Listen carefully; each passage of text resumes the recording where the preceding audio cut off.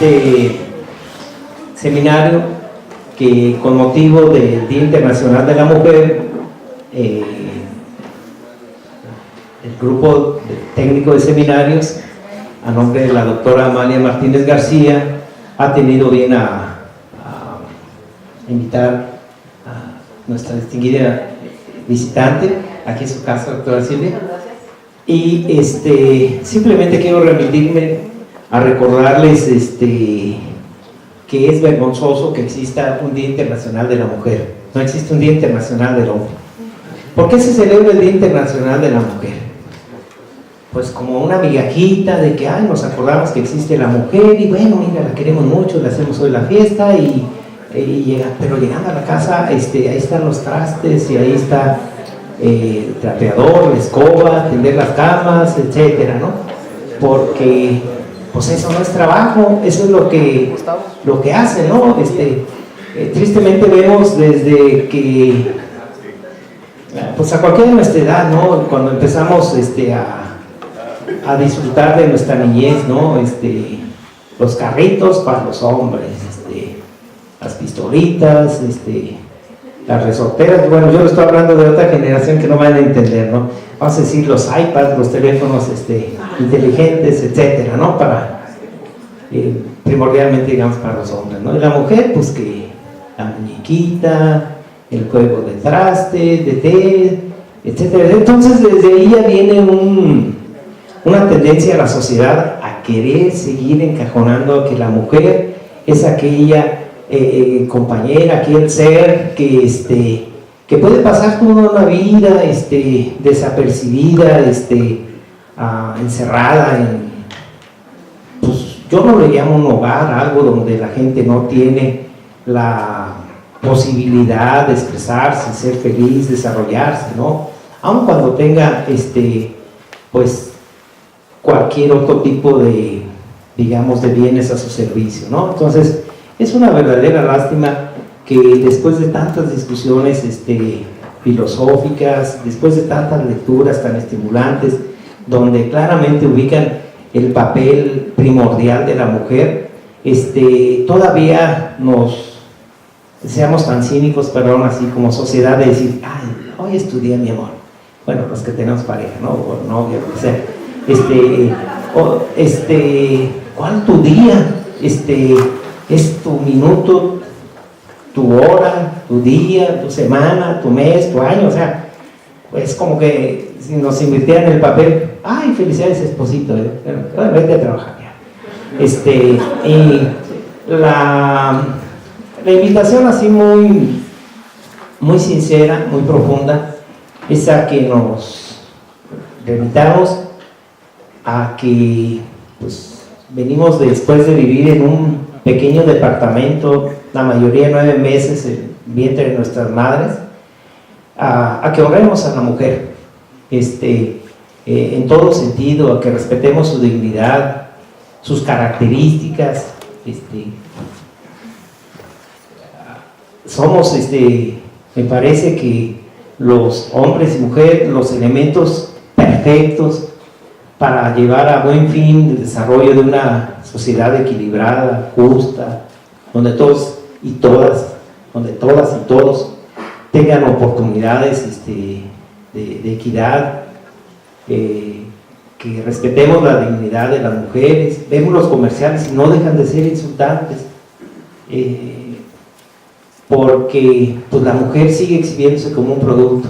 Es realmente insultante, nos debería de dar vergüenza, hasta deberíamos de apagar la televisión cuando vemos ese tipo de cosas, que ya es tan común que pues en realidad nos insulta. La invitación es pues a que sea un inicio, al menos en el CIO, de vernos con respeto, ver a nuestras compañeras con dignidad. Pues yo les comenté desde el principio de esta administración, no va a tolerar en absoluto ni una sola ofensa, ningún solo abuso hacia la mujer. Yo en su momento pedí al coordinador de todo el conjunto de los centros públicos de investigación que incluso se formara una comisión para que atendiera centro a centro las posibles demandas que las mujeres tienen en contra de varios abusos que han sufrido, ¿no?, en todos los centros, ¿no? Desafortunadamente me temo que el CIO no es la excepción. Entonces de aquí en adelante les invito a que veamos con mucho entusiasmo, con todo, les digo, respeto y la dignidad que se merecen nuestras compañeras, y sobre todo que son elementos esenciales para un desarrollo equilibrado y justo de nuestra sociedad. Muchas gracias. No escribí ningún speech para esto, es lo que les digo, es lo que mismo estaría comentando en una plática de café o en alguna oficina, porque es en lo que sinceramente creo, y espero que alguno de ustedes, la mayoría, se convenza de que las mismas mujeres que vean a sí mismas con todo respeto, porque ha sido la influencia tan fuerte del machismo de que ustedes son distintas, pero porque tuvieron la oportunidad de estudiar, a veces con todas las facilidades y a veces contra todos los obstáculos, pero vean a su alrededor, existen muchas mujeres que no tienen esa oportunidad, que siguen ahí subyugadas a pues esta estupidez que estamos haciendo como sociedad, de no aprovechar su talento, no aprovechar sus características muy especiales. Decía, las mujeres son multifuncionales, la mayoría de los hombres hacemos una tarea, nos distraemos y se acabó. Las mujeres hacen 2 o 3 cosas a la vez y mantienen esa coordinación. Perdón que me haya extendido tanto, pero quisiera encontrar las palabras para convencerlos de que tenemos que cambiar de actitud. Y pues muchas gracias, y no digo felicidades, ¿no?, porque me parecería insultante, sino simplemente celebro que el día de hoy iniciemos con otra actitud hacia nuestras compañeras mujeres. Muchas gracias.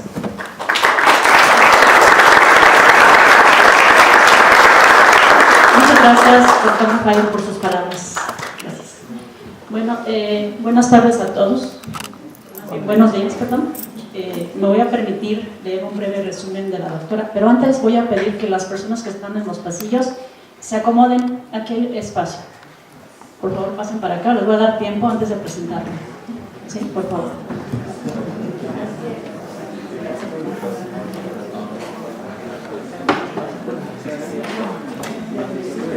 Ay, quito la cámara.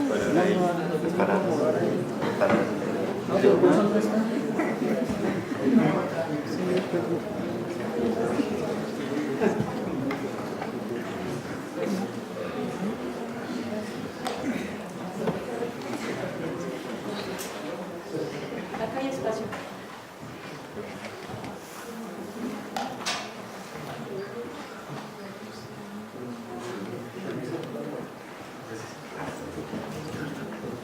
Bueno, vamos entonces a leer un breve resumen de la doctora Silvia Alejandra López Juárez. Ella es doctora en biología celular y molecular. Está adscrita a la Universidad de Guanajuato, aquí al lado, como investigadora asociada tipo C, y está adscrita al Departamento de Ingeniería Química, Electrónica y Biomédica. También estuvo trabajando de enero de 2015 a octubre de 2017 en la Universidad de Aix-Marseille como investigador asociado en el proyecto europeo Autostem en Francia.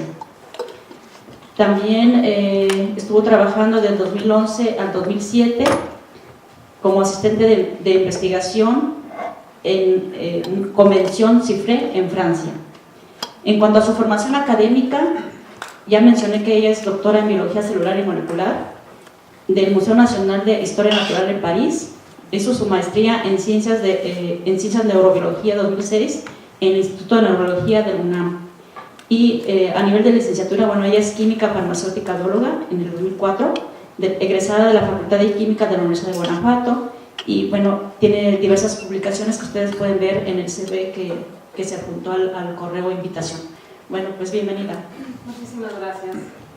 Primero que nada quiero agradecerles, realmente es para mí un honor y un gusto estar el día de hoy con todos ustedes y presentarles parte del día de hoy. Les voy a presentar sobre todo, es parte de los resultados de mi trabajo de investigación me permitieron titularme del doctorado y que forman la base del trabajo de investigación que estoy realizando actualmente aquí en la Universidad de Guanajuato. Y todo esto lleva por tema central las hormonas tiroideas y la neurogénesis en el adulto. La mayoría de ustedes seguramente cuando hablamos de hormonas tiroideas piensan en metabolismo.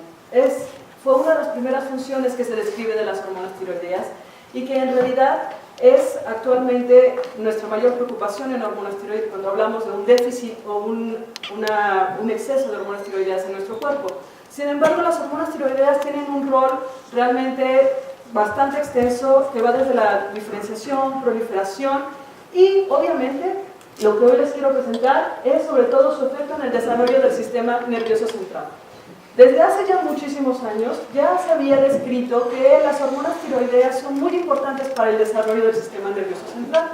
En algunos lugares en los cuales había déficit de yodo, sabiendo que el yodo es la principal molécula para sintetizar las hormonas tiroideas, los niños que nacían presentaban un defecto que se llama defecto de hipotiroidismo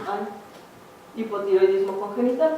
¿En qué consistía esto? Los niños presentaban retraso mental, problemas en el desarrollo, problemas motores, y entonces es por eso que desde hace muchísimos años, ahora la mesa que tenemos en nuestras casas tenemos sal yodada para evitar que tengamos este tipo de problemas, hipotiroidismo, y sobre todo porque, bueno, un defecto una deficiencia de hormonas tiroideas durante el periodo del embarazo puede traer estos problemas. Ahora, eso es lo que se veía clínicamente, pero cuando se empezaron a hacer estudios experimentales para ver qué es lo que pasaba en el cerebro, por ejemplo, se describió que las hormonas tiroideas participan en la migración y la diferenciación de las células gliales, que son un tipo de células presentes en el cerebro, y también en la diferenciación y migración de los oligodendrocitos, que son estas células que van a participar para la mielinización de las neuronas. Así pues, durante muchísimo tiempo, como ustedes ya saben, se creyó que la neurogénesis, es decir, la formación de nuevas neuronas, solamente se llevaba a cabo durante el periodo embrional. Incluso, seguramente ustedes conocen a este señor, que es el señor Santiago Ramón y Cajal, que es el padre de la neurobiología y que él describe, cuando hace análisis en los cortes de cerebro, él describe que en el cerebro no nacen nuevas neuronas. Con las que nacemos, ya estamos hasta ahí, crecemos y lo que va a pasar es que se van a morir y no se reemplazan. Eso era verdad, o se consideraba verdad hasta los años 80, cuando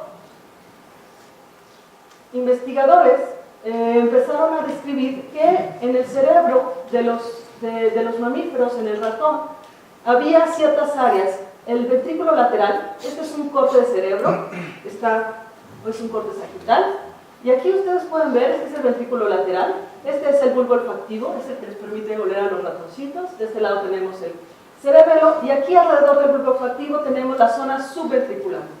Y tenemos de este lado el hipocampo. En el hipocampo es la región del cerebro que se encarga de las memorias a corto y a largo plazo. Y resulta que en estas dos regiones vieron que había nuevas neuronas que se estaban generando. Y a esto es lo que llamamos neurogénesis en el adulto. Estas nuevas neuronas que se producen en estas áreas.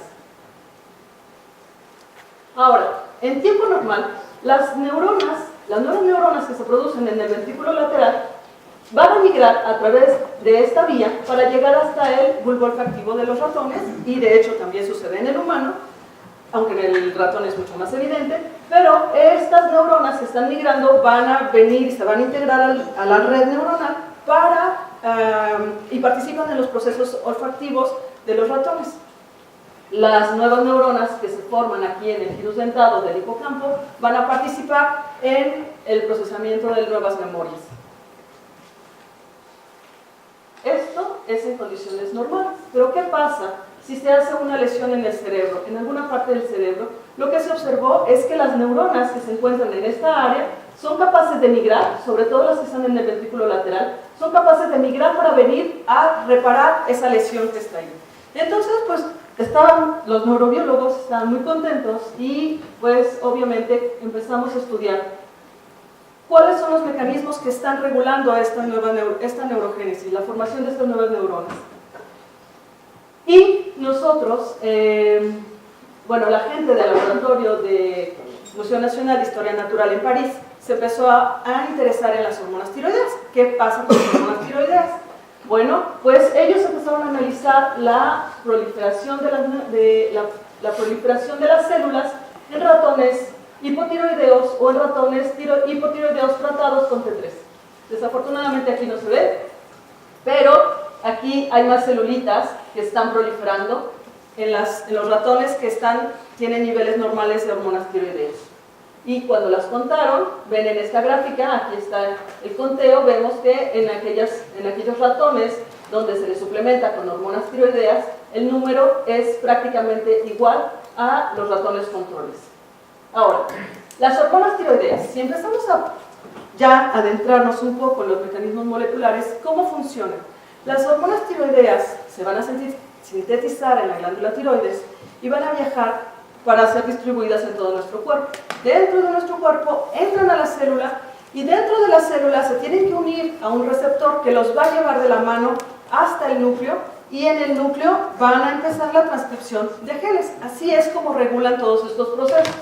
Y existen diferentes receptores a hormonas tiroideas, los cuales tenemos aquí, TR-alfa1, TR-alfa2, y existen dos receptores truncados, porque para que puedan realizar su efecto, los receptores a hormonas tiroideas tienen que tener un espacio, una parte de la proteína se va a unir al ADN y otra parte de la proteína se va a unir a su ligando, es decir, a la hormona.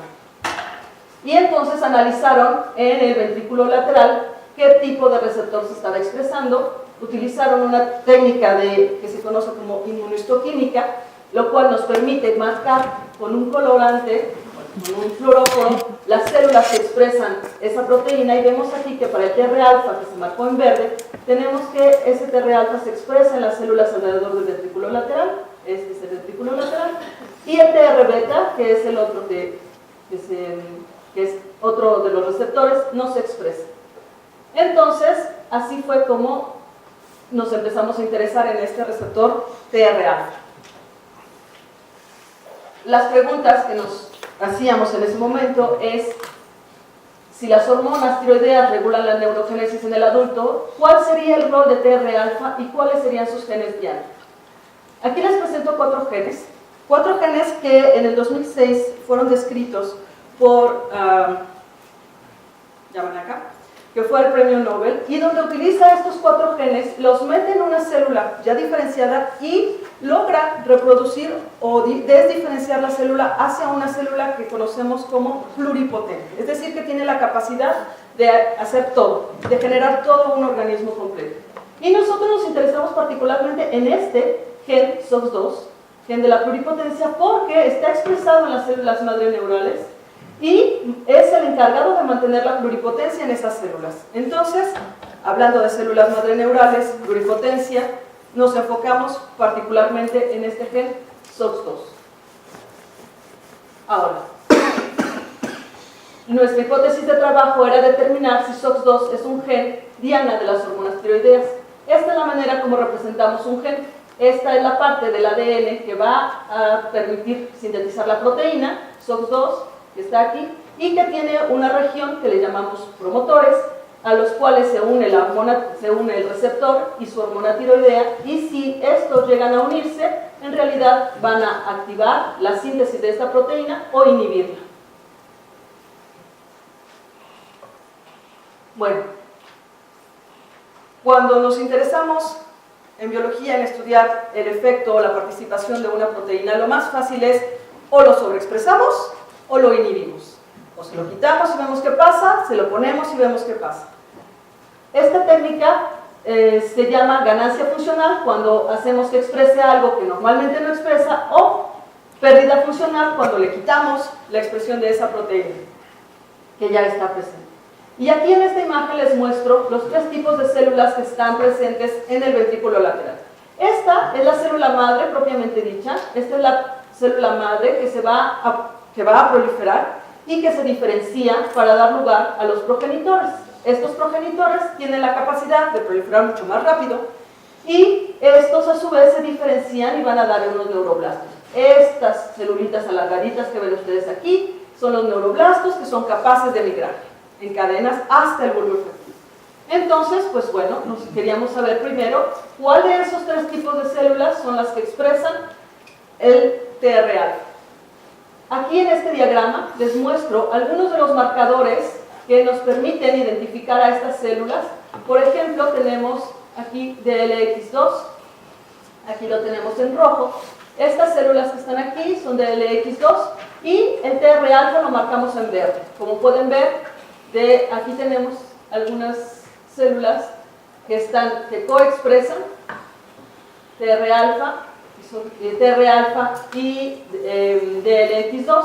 Acá tenemos los progenitores, acá tenemos los neuroblastos que van a expresar PSCAM, que es un marcador de neuroblastos, y aquí vemos células que coexpresan. Sin embargo, cuando buscamos células SOX2 positivas, TR-alfa positivas, nos encontramos con un patrón muy particular. Este es una citometría, hicimos el análisis de la intensidad de la expresión de cada una de las proteínas y vemos que aquí analizamos la expresión de SOX2, la intensidad en verde, acá analizamos la intensidad en rojo y vemos que estos dos es como si las células que expresan SOX2 no expresan TR-alfa, las células que expresan TR-alfa no expresan SOX2 y vemos aquí una pequeña población en la cual expresan los dos marcadores. Lo que nos sugiere que la expresión de SOX2, la expresión de TR-alfa se va a limitar a este tipo de células y va a estar excluida aquí en las células madre neurales.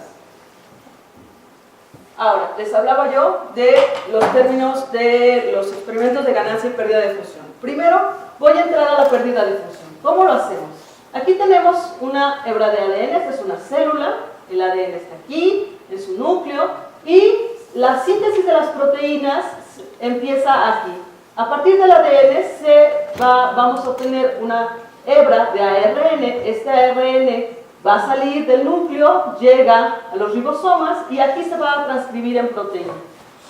Esta pequeña molécula que se conoce como siRNA tiene la capacidad de unirse complementariamente con esta hebra de ARN que está saliendo aquí y atraparla antes de que llegue al complejo de los ribosomas. De esta manera, la proteína nunca se va a transcribir, o al menos no mientras el siRNA esté presente.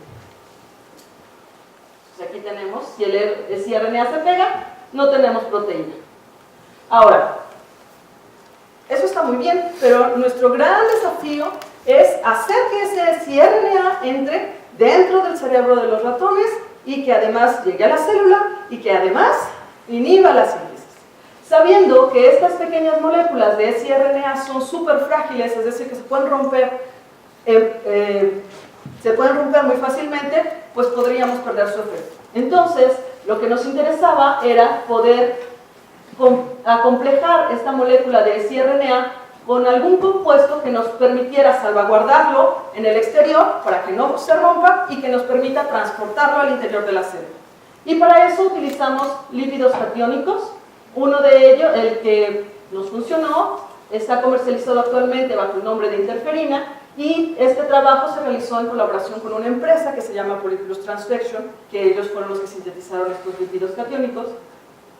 Y lo que nosotros vimos es que cuando lo acomplejamos con este producto, podemos transfectar un siRNA que marcamos con un fluoróforo, lo podemos encontrar en células que expresan GFAP, uno de los marcadores de células madre,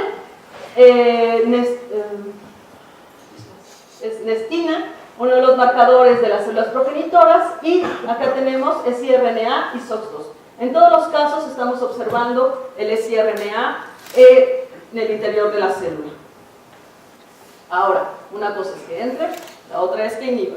Entonces sintetizamos un siRNA que iba dirigido específicamente sobre el TR-alfa, que es la proteína que a nosotros nos interesa, y se lo inyectamos en el ratón, en el ventrículo lateral del ratón. Lo inyectamos en el ventrículo, este es un corte coronal, lo metemos aquí y vemos qué es lo que pasa. Después recuperamos el ARN, lo cuantificamos y vemos la expresión del ARN para nuestra proteína y vemos una pequeña disminución de TR alfa, pero es significativa.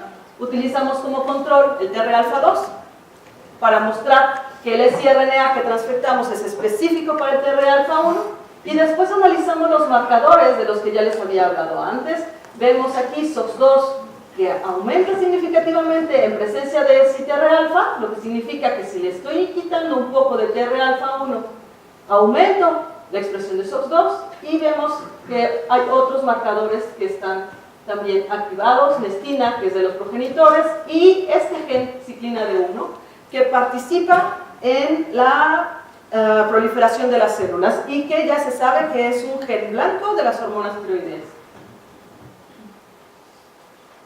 Ahora, bueno, esa fue la pérdida de la función y para hacer la ganancia de la función, es decir, ahora quiero que células que no expresan el TR alfa lo expresen. Aquí tengo otra vez la célula, aquí tenemos el ADN y nosotros utilizamos un modelo experimental que es muy clásico en las bacterias. Resulta, seguramente ustedes han oído hablar de las bacterias que obtienen genes de resistencia, se convierten resistentes a la penicilina, por ejemplo. Uno de los mecanismos en que estas bacterias pueden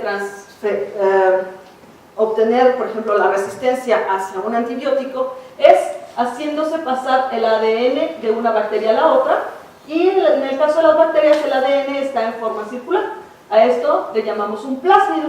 Entonces este plásmido, este pequeño pedacito de información que codifica para esa resistencia de antibiótico, se la va a comunicar a su célula vecina y entonces esta célula vecina ahora también ya va a presentar o va a codificar esta resistencia y va a poder sobrevivir. Lo que nosotros hicimos es utilizar un método para hacerle transfectar pequeños pedacitos de ADN que codifiquen para la proteína que a nosotros nos interesa y que la célula que normalmente no lo expresa pueda hacer. Y para eso utilizamos nuestro plásmido que va a tener, les mencionaba hace rato, un promotor que va a codificar para el gen que me interesa y otra vez entramos en el paradigma de ya tengo mi plásmido, ahora quiero que entre a la célula, que se quede y que se exprese. Estas son moléculas mucho más grandes que el siRNA. Estas moléculas las acomplejamos con un compuesto que está basado en la polietilenimina. Su nombre comercial es JetPI, por la casa que lo comercializa, y que va a acomplejar el ADN, el plásmido, lo va a encapsular muy bien.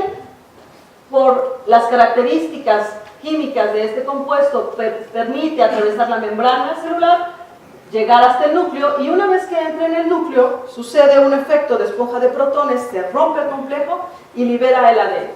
Y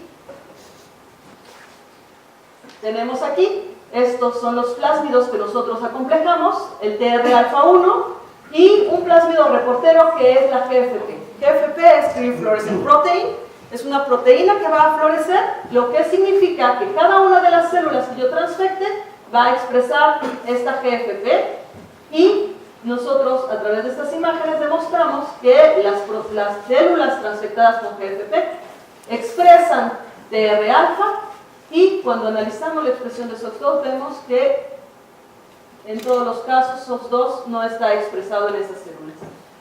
Analizamos la expresión del ARN mensajero cuando les sobreexpresamos TR alfa. Aquí vemos TR alfa está sobreexpresado, hay una diferencia significativa, y cuando analizamos la expresión de SOX2 vemos que no hay SOX2.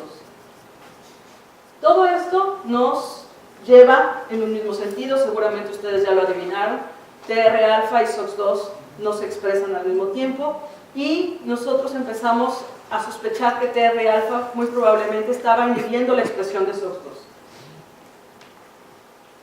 ¿Qué es lo que hicimos entonces? Les hablé hace rato de la transcripción que va a llevarse a cabo a partir de los promotores que van a regular la expresión de un gen, y entonces utilizamos plásmidos como este, en el cual ahora en lugar de tener un TR alfa, teníamos una proteína reportera que es la luciferasa, que es esta proteína que tienen las luciérnagas.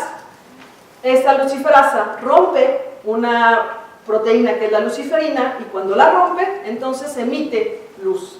Ustedes saben mejor de eso que yo, de la emisión de la luz. Y luego lo que hicimos fue que esa proteína iba a estar codificada, o iba a estar regulada por un promotor. Y ese promotor que nosotros le pusimos era un promotor que participa en la regulación del gen SOX2. Entonces, cuando ponemos, para esto utilizamos ratoncitos recién nacidos, le transfectamos, le inyectamos el plásmido en el cerebro y analizamos la expresión. Tenemos ratones hipotiroideos en los cuales le ponemos hormona tiroidea, que es esta T3 que ven ustedes aquí, analizamos la expresión 2, 6 o 18 horas y lo que vemos es que cuando les ponemos hormona tiroidea se inhibe la expresión de SOX2 y en el caso del adulto observamos esta inhibición 24 y 48 horas, lo que nos sugiere que esta parte que está aquí, que va a estar regulando la expresión de SOX2, esos son esos lugares a los cuales las hormonas tiroideas, a través de su receptor TR-alfa, se van a unir. Entonces, lo que quisimos hacer fue agarrar estos pedacitos. SR1 para esta parte, lo metimos en el plásmido y vemos que cuando le sobreexpresamos el TR-alfa y le ponemos hormona tiroidea, inhibe su expresión. Lo mismo observamos con SR2, que es esta parte del gen. Y aquí, en este caso, hicimos ahora el efecto invertido, es decir, tenemos un ratoncito al que le estamos poniendo un equivalente de siRNA contra TR-alfa, se activa la expresión de SOX2 y en ratones que están modificados transgénicamente y que no expresan ningún receptor hormonas tiroideas, vemos que cuando le sobreexpresamos TR-alfa se inhibe la expresión. Muy bien, bueno, ahora queríamos saber exactamente, ya estamos pasando de que ya regulamos, ya vimos que participa en la regulación del gen, ya vimos que las hormonas tiroideas son importantes. Ahora lo que queremos ver es que las hormonas tiroideas se están pegando al gen y a qué parte del gen se están pegando, si es que así lo hacen. Utilizamos una técnica que se llama inmunoprecipitación de la cromatina. Ahora estamos cortando pedazos de ADN que contienen esas regiones a las cuales las hormonas tiroideas se pueden pegar, el receptor a hormonas tiroideas se puede pegar, y los estamos analizando cada uno. Aquí tenemos una parte en donde sabemos que no hay manera de que se pegue, que no presenta secuencias consensus para las hormonas tiroideas, y aquí tenemos este fragmento TR1 y TR2, y acá tenemos el fragmento TR3.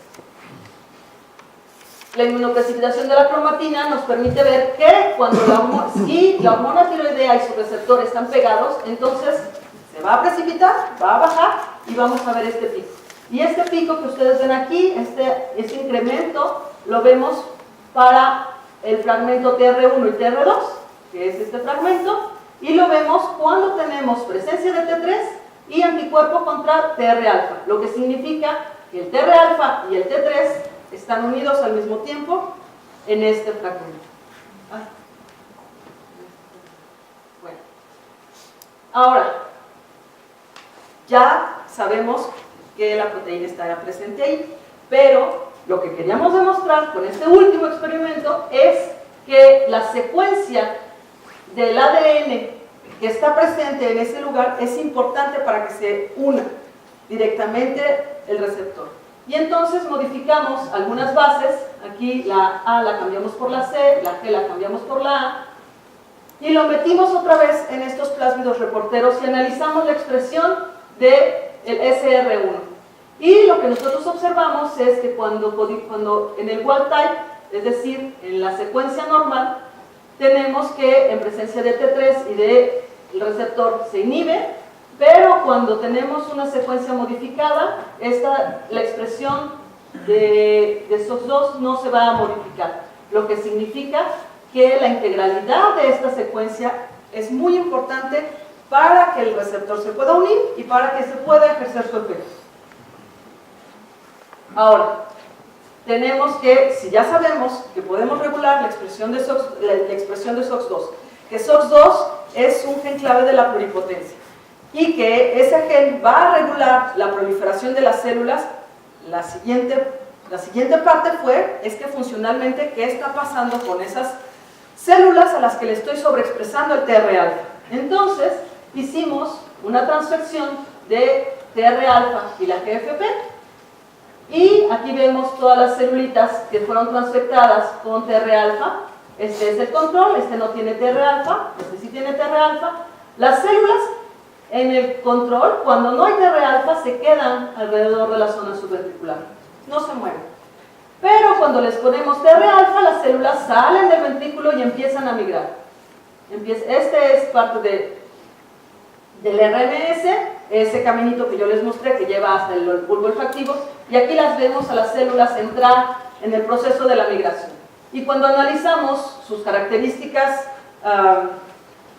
celulares, vemos que estas células ya no son células madre, sino que se han transformado, se han diferenciado en células que expresan la doble cortina, que es un marcador de los progenitores y sobre todo de los neuroblastos. Entonces esto quiere decir que las células se están diferenciando y que ya empezaron a migrar, ya están avanzando en su camino, y a partir de estos resultados, pues bueno, primero les voy a presentar la conclusión y después les hablo rápidamente de qué es lo que estoy haciendo ahora.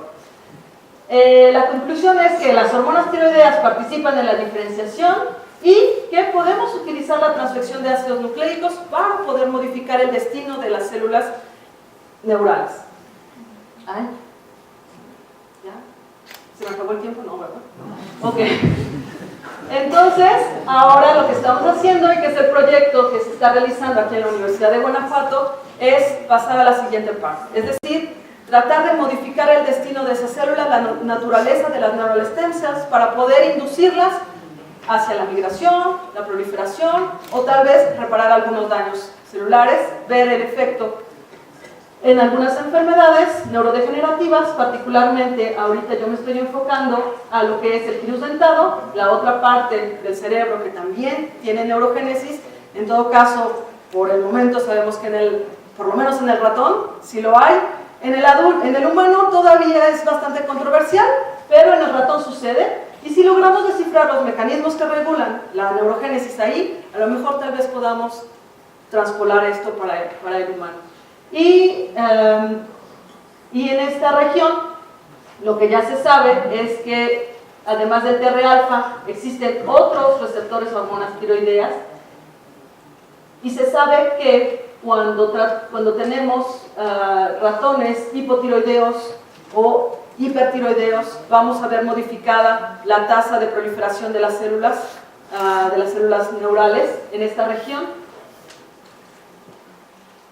Otra de las cosas que queremos hacer es utilizar otro tipo de reporteros. Como les mencionaba, la GFP es un marcador reportero fantástico porque ustedes lo vieron en verde, muy bonito, pero esto implica que la célula está transcribiendo el plásmido que yo le puse, y esa transcripción dura más o menos 8 días, lo cual no me permite ver a largo tiempo la transfección de las células. Es decir, yo hoy transfecto una célula, le inhibo el TR-alfa, la veo que sale del núcleo y después desaparece. Yo ya no sé a dónde se fue. Entonces lo que queremos hacer es utilizar unos métodos, la polietilenimina, con unas nanopartículas que pueden presentar alta afinidad a la polietilenimina. Al pegarse aquí, las células transfectadas quedarían marcadas con estas nanopartículas, y esas nanopartículas tienen una vida media mucho más larga. Yo podría seguir a mis células meses después de haber hecho la transfección y poder saber en qué se diferenciaron esas células. Algunas otras de las técnicas que me interesa es poder seguir la diferenciación y la migración de estas células. Este es un proyecto que se está realizando aquí con sus compañeros del CIO, la doctora Valeria Piazza y el doctor Eden Morales, donde lo que queremos hacer es generar explantes de cerebros transfectados y poder analizarlos en tiempo real sobre el microscopio y ir siguiendo durante 24 o 48 horas el movimiento de estas neuronas. Tenemos pensado analizar la expresión de genes blanco, además de SOX2, algún otro gen que pudiera estar involucrado en la regulación de la proliferación y la diferenciación. Y obviamente vamos a utilizar marcadores de proliferación y muerte celular. Los colaboradores de la Universidad de Guanajuato, el doctor Víctor Hernández, Carlos Villaseñor, del CIO, la doctora Valeria Piazza y el doctor Edel Morales, la doctora Brenda Anguiano del Instituto de Neurobiología de la UNAM y la doctora Bárbara Domenex y Sylvie Remou del Museo Nacional de Historia Natural. Por el momento hay 2 estudiantes involucrados en este proyecto, Katia Ávila y Vania Martínez, y este proyecto está siendo financiado por PRODEP y esperemos pronto CONACYT. Bueno, CONACYT está financiando ahora, pero esperemos recibir el dinero muy pronto. Y pues les agradezco muchísimo por su atención.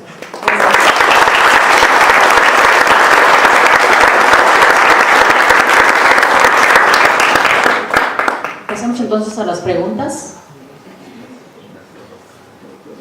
Es que no es nuestra especialidad, por eso vamos así. No sé. Yo tengo una duda. Perdón, acá enseguida. Nada más es una pregunta. ¿Por qué las imágenes no se definen bien? La célula, bueno, no veo que se definan bien los detalles de la misma. ¿Y cuáles serían las dimensiones típicas de un neuroblasto? Las dimensiones típicas de un neuroblasto está alrededor de entre 7 y 10 micrómetros, más o menos. Son pequeñitas. Definitivamente la microscopía probablemente deje mucho que desear. No soy experta en óptica, pero estoy segura que con gente experta aquí, o la doctora, seguramente podremos tener mejor definición de nuestras imágenes. Pero la otra cosa también me imagino que es por la calidad en la que se presentaron. Pero sí logramos ver, por ejemplo, los marcadores nucleares, que son muy sólidos, SOX2, TR alfa, sí se alcanza a ver muy bien. La GFP, obviamente, está evidente. ¿La segunda pregunta? No, ya. ¿Ya? La Ok, primera, sí. primera respuesta. Ok. Gracias. Acá tenemos otra pregunta. Sí. Yo tengo una duda. A ver, si se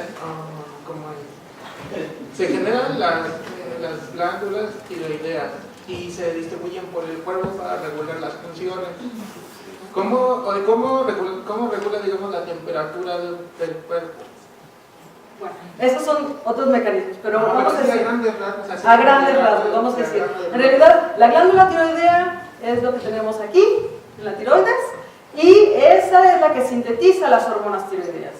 Las libera al torrente sanguíneo, en el torrente sanguíneo, como ustedes ya saben, viaja por todo el cuerpo, y existen núcleos específicos que van a regular, por ejemplo, los centros de la temperatura, y que va a activar la expresión de ciertos genes, o va a inhibir la expresión de ciertos genes. Y por ejemplo, está el núcleo paraventricular, que va a regular el metabolismo. En esa parte del núcleo paraventricular se regula el hambre, y ahí también las hormonas tiroideas tienen un efecto muy preciso. La temperatura, como tú lo decías, en el bulbo raquídeo, y bueno, hay una infinidad de cosas, el reloj biológico, y no me estoy refiriendo al momento de hacer bebés, sino el ciclo circadiano, que también está regulado por las hormonas tiroideas en la glándula pineal. Entonces son diferentes centros en el cerebro a los cuales llegan las hormonas, y así como yo se los explicaba aquí en el ventrículo lateral, las células expresan receptores, se unen a esos receptores y activan la expresión de ciertas cosas dependiendo del lugar en donde estén. ¿Alguna otra pregunta? El hecho de no inhibir la formación del SOX2 implica que haya neurogénesis. Sí, a ver, aquí hay dos cosas.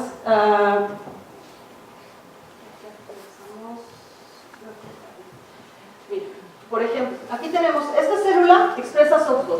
Yo les decía que esta célula, mientras esta célula expresa SOX2, esta célula se reproduce y va a dar lugar a otra neural stem cell. Se reproduce, otra neural stem cell, porque tiene este gen SOX2, y ese gen SOX2 es el gen de la pluripotencia. Entonces, voy a dar otra célula exactamente igual a mí. Pero, cuando hay una señal que viene a intervenir sobre la expresión de SOX2, y en este caso esta señal que interviene es el TR alfa, esta célula ya no tiene SOX2, entonces se tiene que convertir en otra cosa. Y esa otra cosa en la que se convierte es el progenitor. Este progenitor, a su vez, su rol, proliferar muy rápido, pero también pasar a la siguiente etapa, que es decir, hacer nuevas neuronas, o oligodendrocitos, o astrocitos, y entonces ahora sí tenemos que ¡plum!, activa la neurogénesis. Si yo hago que todas las células madre neurales expresen TR-alfa, cuando les inyecto el plásmido, me voy a llevar toda la población de estas células, las voy a inducir hacia esta región. Pero hay que tener mucho cuidado, porque si yo me acabo las células madre neurales, ya no hay quien regenere. Cuando le meto el SI-TR-alfa, es decir, que hago que estas células inhiban la expresión de TR-alfa, la población se detiene aquí. Estas células proliferan y estoy aumentando la población de células madre neurales, que eventualmente, cuando se acabe el siRNA, creemos que las células van a guiarse hacia el siguiente camino. Esa es una de las grandes ventajas de utilizar estos métodos de transfección que se conocen como no virales, porque son transitorios. El efecto, yo les decía, los plásmidos duran 8 días más o menos, un siRNA 48 horas, se acabó. Lo que significa es que después de este tiempo la célula va a volver a su estado normal. Y entonces podemos evitar acabarnos las células madre y podemos evitar que se perpetúe, por ejemplo, la población de células madre y que en algún momento pueda dirigirse hacia este. ¿Alguna otra pregunta? Bueno, CEO Aguascalientes, ¿tienen preguntas? Creo que no tienen preguntas. Bueno, si ya no hay más dudas, le vamos a hacer entrega a la doctora de un reconocimiento y también de un souvenir que corresponde a un libro que contiene fotografías pues de aquí de los laboratorios del CIO, ¿verdad? Pues aplicaciones de la luz en diversos aspectos, entre ellos pues a la parte médica. Muchas gracias por su participación. Un aplauso.